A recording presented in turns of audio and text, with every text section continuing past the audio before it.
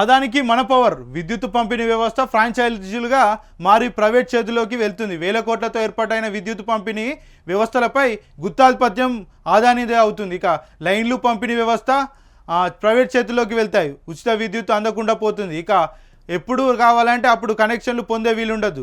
కృత్రిమ డిమాండ్ సృష్టించి సొమ్ము చేసుకునే ప్రమాదం లేకపోలేదు. ఇక ఏమైనా సమస్య తలెత్తితే సేవలపై సర్వీస్ ఛార్జీల భారం పడవచ్చు.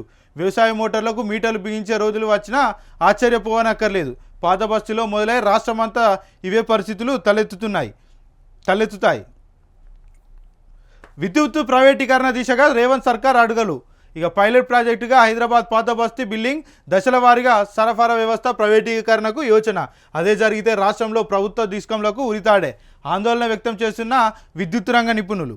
రాష్ట్రంలోని విద్యుత్ పంపిణీ వ్యవస్థలను క్రమంగా ప్రైవేట్కు దారదత్తం చేసేందుకు రేవంత్ రెడ్డి సర్కార్ సిద్ధపడుతున్నది. ఏకంగా ప్రైవేటీకరణకు గేట్లు తెరిచి ఆదాని కంపెనీ చేతుల్లో తెలంగాణ పవర్ను పెట్టబోతున్నట్లు తెలుస్తుంది. ఇక ప్రజల పన్నులు సొమ్ములతో ఏర్పాటైన కరెంట్ సరఫరా వ్యవస్థలను బేరానికి పెట్టి ప్రస్తుతానికి పైలట్ ప్రాజెక్టుగా హైదరాబాద్ పాత బస్తీలో విద్యుత్ పంపిణీ బాధ్యతలను ఆదాని గ్రూప్కు అప్పగించబోతున్నది. సాక్షాత్ ఇదే విషయాన్ని సీఎం రేవంత్ రెడ్డి గురువారం ఢిల్లీలో జరిగిన మీడియా చిట్చాట్లో వెల్లడించారు. పాత బస్తీలో కరెంటు బిల్లుల వసూలుపై అదానీ గ్రూప్తో చర్చించగా వారు సమ్మతించినట్టు తెలిపారు.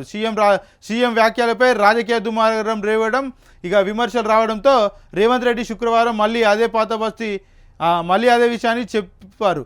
పాత బస్తీలో విద్యుత్ బిల్లుల వసూలు బాధ్యతను ఆదాని కంపెనీకి అప్పగిస్తామని స్పష్టం చేశారు.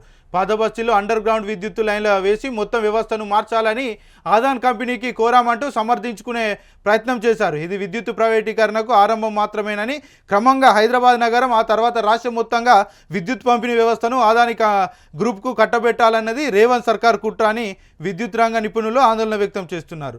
ఇదే జరిగితే విద్యుత్ పంపిణీ సంస్థలకు ఉరితాలు బిగేయడం ఖాయమని, కరెంట్ కావాలన్నా కనెక్షన్లు కావాలన్నా ఆదాని ముందు తెలంగాణ ప్రజలు వినియోగదారులు ముఖారైల్లాల్సిన పరిస్థితులు వస్తాయని హెచ్చరించారు.